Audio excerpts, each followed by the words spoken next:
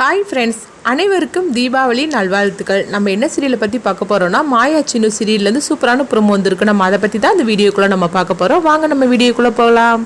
மாயா கிட்ட தனா சொல்லிட்டு இருக்கிறாங்க, அங்கே பாரு மாயா, அத்தை பண்ணுறது கொஞ்சம் கூட நல்லா இல்லை, ஏதோ ஒன்று பெருசாக பண்ண போகிறாங்கன்னு தெரியுது. நலுங்கு வைக்கிறதா இருந்தால் சாருக்கும் மாப்பிள்ளைக்கு மட்டும் நலுங்கு வைக்க வேண்டியது என்ன, எதுக்காக சீனு மாமாவுக்கும் நலுங்கு வச்சுட்ருக்காங்கன்னு தெரியல, இதெல்லாம் நீ கேட்க மாட்டியே அப்படின்னு சொல்லி கேட்டுருக்கோம். நான் என்ன பண்ணுறதுக்கு, இப்போ நான் கேட்டாக்கி அதான் தொண மாப்பிள்ளைக்கு அதாவது நலுங்கு வைக்கணும்னு சொன்னாங்களா அப்படின்னு சொல்லி அவங்க சமாளிச்சிருவாங்க. அப்படி இருக்கும்போது நான் எப்படி கேட்க முடியும் அப்படிங்கவோ, இங்கே பாரு மாயா, அவங்க போகிற போக்கே சரியில்லை, நீங்கள் ரொம்பவே விட்டு கொடுத்துட்டு இருக்கிற மாதிரிக்கு தெரியுது, அதனால நீ கொஞ்சம் பார்த்துக்கோ அப்படின்னு சொல்லும் போது உடனே மாயாவும் சரி அப்படிங்கிறாங்க. அடுத்துங்க பார்த்தோம்னா பத்மா அவங்க சாருக்கிட்ட சொல்லிட்டு இருக்கிறாங்க, பாத்தியா தொண மாப்பிள்ளைன்னு சொல்லிக்கிட்டு நான் என் பையனுக்கு நலுங்கு வச்சுட்டேன், இதே மாதிரிக்கு தான் உன் கழுத்தில் அவனை தாலி கட்ட வைப்ப அப்படின்னு சொல்லவும் உடனே சாரு சொல்கிறாங்க, அத்தை எனக்கு நம்பிக்கை வந்துருச்சுத்த, நான் ஃபஸ்ட்டு கூட நான் பயந்து தான் இருந்தேன், ஆனால் இப்போ எனக்கு நம்பிக்கை வந்துருச்சுத்த அப்படின்னு சொல்லிட்டு இருக்கும்போதே அடுத்து பார்வதி சொல்லிட்டு இருக்கிறாங்க, சரிதான் நீ அடுத்தது என்ன பண்ணுறதுக்கு அப்படின்னு சொல்லி கேட்டுட்டு இருக்கவும், கண்டிப்பாக அந்த மாயா அனுப்பின மாப்பிள்ளை சும்மா இருக்க மாட்டான், சாரு கழுத்தில் தாலி கட்டுறதுக்காக தான் முயற்சி பண்ணுவான், ஆனால் அவனை கடைசி நேரத்தில் நான் சொல்கிற மாதிரிக்கு செஞ்சிடணும் அப்படிங்கவும் உடனே அவங்க பார்வதி என்ன பண்ணுறதுக்கு அப்படின்னு கேட்கும்போது இப்போ மகாலிங்கத்தை கூப்பிடுறாங்க. மகாலிங்கமும் சொல்லுங்க சம்மந்தி அப்படிங்கும்போது, என்ன சம்மந்தி நான் சொல்கிறதெல்லாம் ஞாபகத்தில் இருக்குதுல்ல, அந்த மாப்பிள்ளையே கடைசி நேரத்தில் நம்ம என்ன பண்ணணும்னு நான் சொன்னதெல்லாம் அப்படிங்கும்போது அதெல்லாம் எனக்கு நல்லாவே ஞாபகத்தில் இருக்குது சம்மந்தி அப்படிங்கிறாங்க. இப்போ பார்வதி கேட்டுட்டு இருக்கிறாங்க, என்ன நீ சொல்லிட்டு இருக்கிறீங்க, என்ன பண்ண போறீங்க அந்த மாப்பிள்ளை அப்படின்னு சொல்லி கேட்கும்போது, மாயாவோட கூட்டு சேர்ந்துக்கிட்டு சாரு கழுத்தில் தாலி கட்டுன்னு சொல்லி அவன் என்னெல்லாம் பிளான் பண்ணி வச்சிருக்கிறான், நம்ம கூடயே இருந்துக்கிட்டு நம்ம திட்டத்தையே மாயா கிட்ட சொல்லி நம்மளையே அவன் ஏமாத்தி இருக்கிறான், அப்படிப்பட்டவனை சும்மாலாம் விட்டுறலாமா என்ன, அதுக்கு தான் அவனுக்கு நல்ல ஒரு பாடத்தை கற்பிச்சு கொடுக்கணும், அதே நேரத்தில் சாரு கழுத்துல தாலி கட்ட விடாம அவனை பண்ணணும்னு சொல்லிக்கிட்டு நான் ஒரு பிளானை பண்ணி வச்சிருக்கிறேன் அப்படிங்கவும் உடனே அந்த பிளானையும் பத்மா சொல்லவும் இதை கேட்டதுமே பார்வதி சாரு ரொம்பவே சந்தோஷப்பட்டு இருக்கிறாங்க. அண்ணி அவனெல்லாம் இப்படிதான் பண்ணணும் அப்படிங்கும் போது ஆமா அவனெல்லாம் சும்மா விடக்கூடாது அப்படிங்கிறாங்க. அடுத்ததுங்க பார்த்தோம்னா மாயாவை தான் காட்டுறாங்க. அப்போ மாயா சீனு கிட்ட சொல்லிட்டு இருக்கிறாங்க, சீனு நான் சொல்றது கேளு, அத்தை ஒன்று தொணமாப்பிளே இருக்க சொன்னாங்களா, இருக்க மாட்டேன்னு சொல்லிடு அப்படிங்கும்போது, மாயா நான் எப்படி அம்மா கிட்ட சொல்ல முடியும், எனக்கு கூட இது பிடிக்கல தான், ஆனால் என்ன பண்ணுறதுக்கு அம்மா வற்புறுத்தி அங்கே இருக்க சொல்கிறாங்களா அப்படிங்கும்போது, நீ எதுக்காக இருக்கிற, உனக்கு நிறைய வேலை இருக்குன்னு சொல்லிட்டு ஏதாவது வேலையை பார்க்க போக வேண்டியது என்ன, ஏன் தொணமாப்பிள்ளைக்கு இருந்தால் ஆகணுமா என்ன, அப்படிலாம் ஒன்றும் தேவை கிடையாது அப்படிங்கும்போது, சரிதான் மாயா நீ சொல்கிற மாதிரிக்கு நான் செய்கிறேன் அப்படிங்கிறாங்க. அடுத்தவங்க பார்த்தோம்னா மருதாணிலாம் வச்சுட்டு இருக்கிறாங்க. உடனே மாயா சீனிக்கிட்ட சொல்கிறாங்க, சீனு எனக்கு மருதாணி வச்சு விடுவேன்னு சொல்லி கேட்கும்போது, அது அதனால என்ன உனக்கு நான் வச்சு விடுறேன் அப்படின்னு சொல்லிட்டு அவங்க சீனு பார்த்தோம்னா மாயாவுக்கு மருதாணி வச்சு விட்டுட்டு இருக்கும்போது இப்போ ஜானகி அங்கே வந்துருந்தாங்க.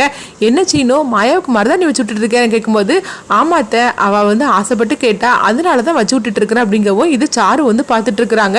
உடனே பத்மா கிட்ட போய் சொல்றாங்க, அத்தை அங்கே பாருங்க மாயாவுக்கு சீனு மாமா மருதாணி வச்சு விட்டுட்டு இருக்காரு அப்படிங்கவும் எனக்கும் வச்சு விட சொல்லுங்க அப்படிங்கும்போது, அவ்வளோதானா இந்த வந்துட்டு அப்படின்னு சொல்லிட்டு, என்ன சீனு பண்ணிட்டு இருக்கிற உனக்கு வேலை இல்லையா அப்படின்னு சொல்லி கேட்டுட்டு இருக்கும்போது, என்னம்மா வேலையெல்லாம் இருக்கதான் செய்யுது, ஆனா மாயா மருதாணி வச்சு விட சொல்லி என்ன கேட்டா அதனாலதான் வச்சு விட்டுட்டு இருக்கிற அப்படிங்கவும் அப்ப ஜானகி சொல்றாங்க, இப்ப என்ன பத்மா மாயாவுக்கு சீனோ மருதாணி ஆசையோட வச்சு விட்டுட்டு இருக்கிறான், இப்ப எதுக்காக நீ தடுத்து நிறுத்திட்டு இருக்கிற அப்படிங்கும்போது, உடனே இங்க பாரு சீனோ நீ மருதாணி நல்லா தான் வச்சு விட்டுட்டு இருக்கிற, சாருக்கும் அது மாதிரி வச்சு விட்டுரு அப்படிங்கவும் இப்படி சொன்னதுமே அவங்க மாயாவும் ஜானகியும் அதிர்ச்சி அடைகிறாங்க.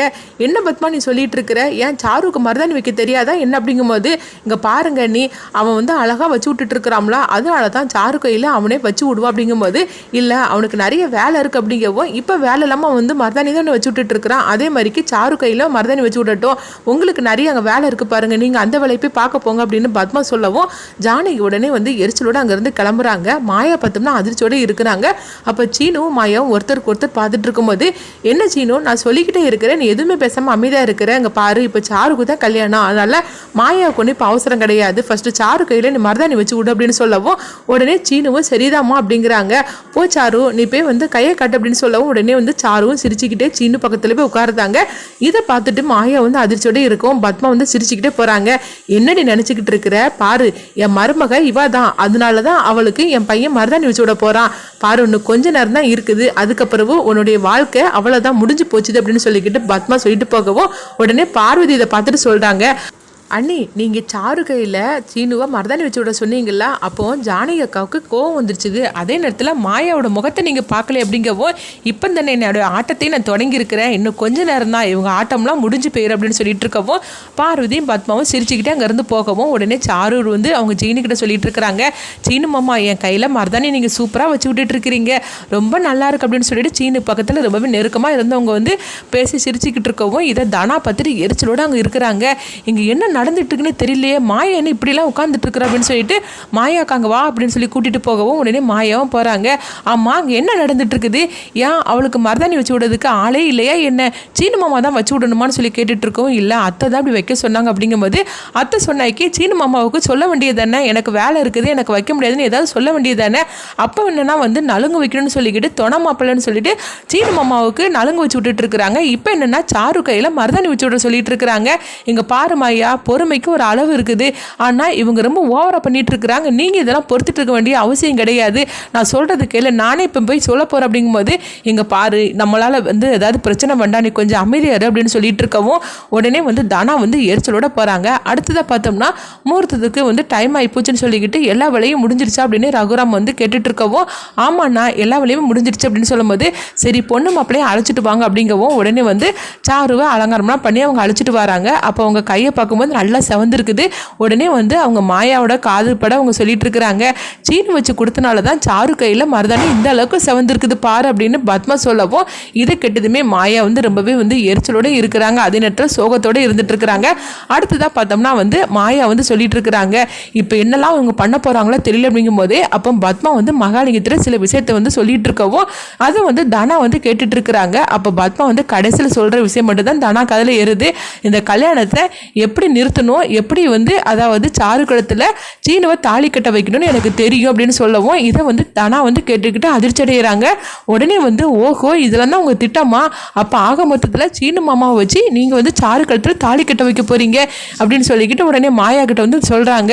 இப்போ என்ன பண்ணுறதுக்கு தெரியலையே மாயா, இந்த மாதிரிலாம் அவங்க பேசிகிட்டு இருக்கிறாங்க, அவங்க இந்த கல்யாணத்தை எப்படி நிறுத்த போகிறாங்கன்னு தெரியல, ஆனால் கடைசி பேசுனது மட்டும் தான் எனக்கு காதில் விழுந்துச்சு அப்படிங்கும்போது, மாயா எனக்கு ரொம்ப பயமாக இருக்குது, நான் போய் அப்பா கிட்டே சொல்லிடுது அப்படிங்கும்போது, அப்போ மாயா சொல்கிறாங்க, இப்போ நம்மக்கிட்ட சொன்னேன்னா இப்போ நம்மக்கிட்ட எந்த ஆதாரமும் இல்லை, அத்தை வந்து அப்படியே வந்து மாற்றி பேசிடுவாங்க, அப்புறமா அப்பா பெரியப்பாவோட கோபம் நம்ம ரெண்டு பக்கம் தான் திரும்பும் அப்படின்னு சொல்லவும், இப்போ என்ன பண்ணுறதுக்கு அப்படின்னு சொல்லும்போது, சரி நீ கொஞ்சம் பொறுமையாரு, என்ன நடக்குன்னு பார்க்கலாம், மாப்பிள்ளை வந்து நம்ம வச்சு ஆளு தானே, அதனால சாரு கழுத்தில் அவர் தான் தாலி கட்டுவார், எனக்கு அந்த நம்பிக்கை இருக்குது தானே அப்படின்னு சொல்லிட்டு இருக்கும் போதே, அடுத்தது பார்த்தோம்னா மாப்பிள்ளையும் பொண்ணையும் அழைச்சிட்டு வராங்க.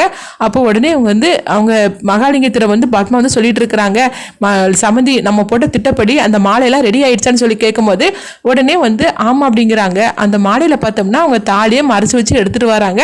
உடனே இங்கே பார்க்கும்போது சீனுவை தான் கூப்பிடுறாங்க. அப்போ வந்து மணி சொல்கிறாங்க, சீனு வேலையாக இருக்கிறான், இப்போ எதுக்காக சீனுவை நீ கூப்பிட்டுட்டு இருக்கிற அப்படிங்கும்போது, என்னங்க அங்கே முகூர்த்தத்துக்கு டைம் ஆகி போச்சுது, சீனுங்க வந்து வேலை பார்த்துட்டு இருக்கிறான்னு கேட்கும்போது, ஆமாம் முகூர்த்தத்துக்கு டைமுக்கும் சீனுக்கும் என்ன சம்மந்தம், முகூர்த்தத்துக்கு டைம் ஆயிடுச்சுன்னா பொண்ணு மாப்பிள்ளைய அங்கே வந்து உட்கார சொல்லு, சீனு எதுக்காக அங்கே வரணும் அப்படிங்கும்போது, என்ன பேசிட்டு இருக்கிறீங்க, சீனு அங்கே வந்தே ஆகணும் அப்படிங்கும்போது, சீனி எதுக்காக வரணும்னு கேட்கும்போது, அவன் தானே தொண மாப்பிள்ள அப்படிங்கிறாங்க, அதுக்கு எதுக்கு அவன் வரணும்னு சொல்லி கேட்டுட்டு இருக்கும்போது, உங்ககிட்ட பேசிட்டு இருந்தா முகூர்த்தத்துக்கு டைமே முடிஞ்சு போயிடும், நான் போய் கூட்டிட்டு வரேன்னு சொல்லிக்கிட்டு சீனுவை போய் கூப்பிடுறாங்க பத்மா. அப்போ மணிக்கு ஒன்றுமே புரிய மாட்டேங்குது, இவன் நடவடிக்கை ஒன்றும் புரியலன்னு சொல்லிட்டு இருக்கிறாங்க. அடுத்து பார்த்தோம்னா சீனுவை அழைச்சிட்டு வந்துருந்தாங்க. அப்போ இங்கே பார்த்தோம்னா ரகுராமும் எல்லாருமே அங்கே இருக்கவும், பத்மா வந்து சீனு கையில் மாலையை கொடுத்து இதை வந்து சாரு கழுத்தில் போடு அப்படிங்கிறாங்க. உடனே ரகுராம் வந்து தடுக்கிறாங்க, என்ன பத்மா எதுக்காக சீனு வந்து அவள் சாரு கழுத்தில் மாலையை போடணும் அப்படின்னு சொல்லி கேட்டுட்டு இருக்கவும், அப்போ உடனே இதெல்லாம் ஒரு சம்பிரதாயம் அப்படிங்கிறாங்க. அப்போ ஜானியை கேட்டுட்டு இருக்கிறாங்க, அப்படிலாம் ஒரு சம்பிரதாயமும் கிடையாது அப்படின்னு சொல்லிட்டு இருக்கவும், அப்போ ரகுராம் ஜானகி மாயா பத்மா இவங்களுக்குள்ள ஒரு வாக்குவாதம் ஏற்படுது. அப்போ அந்த மாலைக்குள்ள தாலி இருக்கிறத ரகுராம் பார்த்துருந்தாங்க. என்ன நடக்க போகுதுன்னு சொல்லி வெயிட் பண்ணி பார்க்கலாம்.